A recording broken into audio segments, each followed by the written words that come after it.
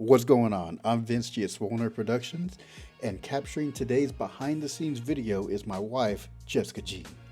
We were hired to film this band that's playing here tonight. I don't even know their name. We filmed at Rusty Nickel Ice House, and it was such a cute, spacious slash rustic slash it gave hipster vibes. What was wild to me was that we saw a lot of kids getting off of a bus, getting dropped off to this bar, and I'm like, oh my gosh, aren't they too young to be coming and drinking? But we realized that they were college students from TCU. They had lots of bench tables where you could sit down in front of the stage. Whoever decided to face the stage away from the main street was genius, because you would have to physically come into the bar to see who's performing. As you can see, I have the FX30 with me. I have an 18-35 Sigma lens on it, and I'm looking for the power cord, which I'm using the USB-C to DTAP Condor Blue power cord for the FX30. It's connecting directly into the small rig battery. I'm only using the VV99, but eventually I want to upgrade to the 212. It's just I don't really need it yet, and I also love how lightweight the VV99 is. It's just, it's small, it's compact, but it's not too small. It gives you enough power to last for the whole day, typically, unless you're running like all kinds of crazy stuff to it, but it usually lasts a whole day for me. So the FX30 has actually been a newer addition to all the cameras that I have. Like, I have so many cameras. This is probably like my 8th camera now. But it's my newest addition, and I hate to sound like a fanboy, but I absolutely love this camera. I love that it can create the 1080p proxy files the same time that you're recording your 4K files. Like, for people who have slower computers, or if you need to send out files to people, or even if you want to edit on the spot, you can just transfer those to your phone wirelessly and just edit something really quick with them from the 1080p files, which honestly is good enough for social media, because most people are viewing through their phone and can't see anything higher than 1080p anyway. But going back to this camera though, like, it's just, I love how compact it is, how lightweight it is, because I shoot mainly with Blackmagic cameras, and anyone that is familiar with Blackmagic knows that they're big, they're bulky, you have to rig them up all kinds of crazy ways just to power it. And especially if you want to do handheld, like that's a no. Just the amount of instability from it, I personally don't like it. So the other cameras I'm using on this, you'll only see one other camera, but we're using the Osmo Pocket 3. The OP3 is meant for just the overall static wide shot. That way I can kind of switch back and forth to them as needed. And also a DJI Action 5 Pro. So the Action 5 Pro is actually going to be mounted on top of my camera to kind of give me a wide roaming shot, while I focus more on the close shots with the Sigma. So I'm trying to keep this whole setup very light, especially since I'm going to be using the OP3 as my wide shot. I'm going to use one of my light stands on this. These are very, very, very light stands. I believe it's Ulanzi that makes these. I can have a link in the description below. I love how lightweight they are. They don't get super tall, but it's good enough for what I need to do. They are extremely lightweight, and I've had a light fall down on me before. What you want to do, you want to get you a sandbag and connect it right here to keep it down. You see on my backpack, I actually have this patch. This is one of my all-time favorite patches. It says, "Don't worry, I watched a YouTube video." And right below that, it says, "Warning, I have no idea what I'm doing." I just find those so funny.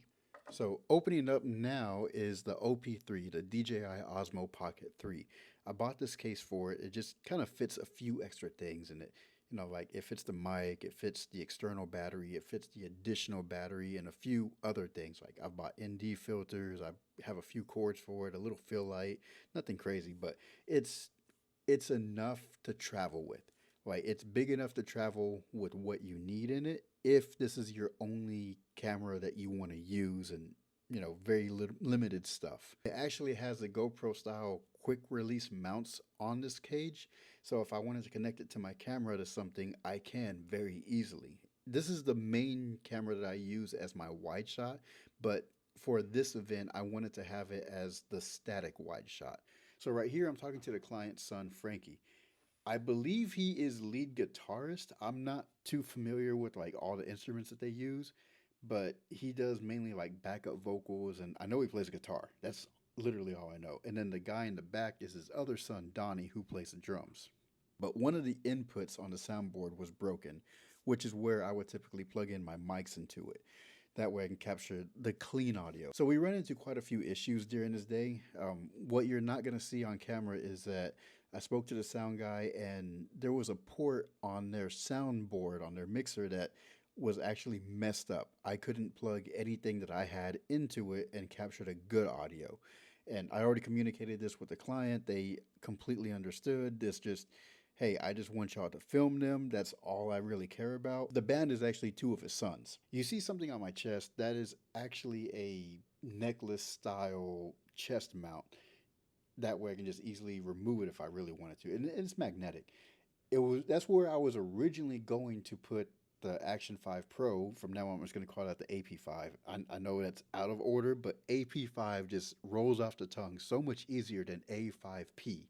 So if you ever hear me say AP5, it's the Action 5 Pro. I was originally going to use the AP5 on my chest to kind of get more behind the scenes for myself, but I ended up putting it on top of the camera instead, and I am so glad I did, because now that gave me an additional shot to work with. Instead of doing a 2-shot, we ended up with a 3 to 4 shot.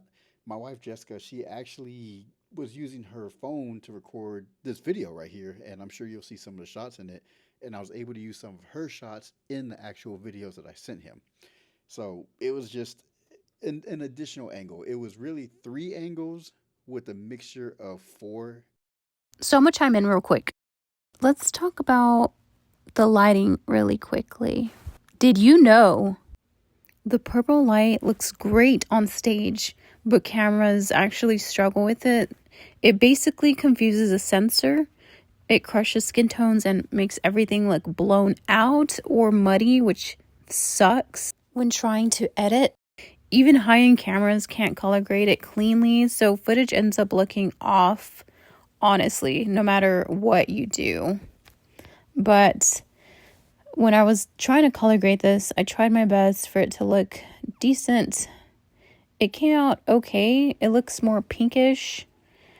I didn't mess with the colors too much, if I'm being honest. Like, my husband just trying to get my attention. I enjoyed filming my husband, but at the same time, being in places like this is a bit chaotic. You see a woman jumping in the background, crazy. There was a couple girls next to me that were jumping extremely close to me. And you can kind of see that here, but not really. There was another girl I gave the death stare to, and then she kind of left and stopped jumping right next to me. I don't know if they were too drunk and didn't notice that I was filming, even though I had the middle table. I at least still got some footage. I don't know if I'm probably getting too old to be out in a young crowd like this. I think I am. I'm 31. Physically, I feel 20. Mentally, I feel 60. Let's talk about the audio. So the audio, I originally had Vince with the DJI Mic Mini, but since it was my first time filming in a loud environment, this loud, we were right next to the speakers and the singers, I couldn't really hear him. There's music blasting in the background. He didn't do a voiceover originally, but since the audio was messed up, we had to do a voiceover. And that's why we sound this clear. But if you would have heard the original audio, it was so bad. Look at how many people there were. There was a lot of students. It was packed. It was filled. It was a lot. Here's my husband again, just filming, getting those good shots. Crazy how no one was in that area when he was there. Just call me Moses.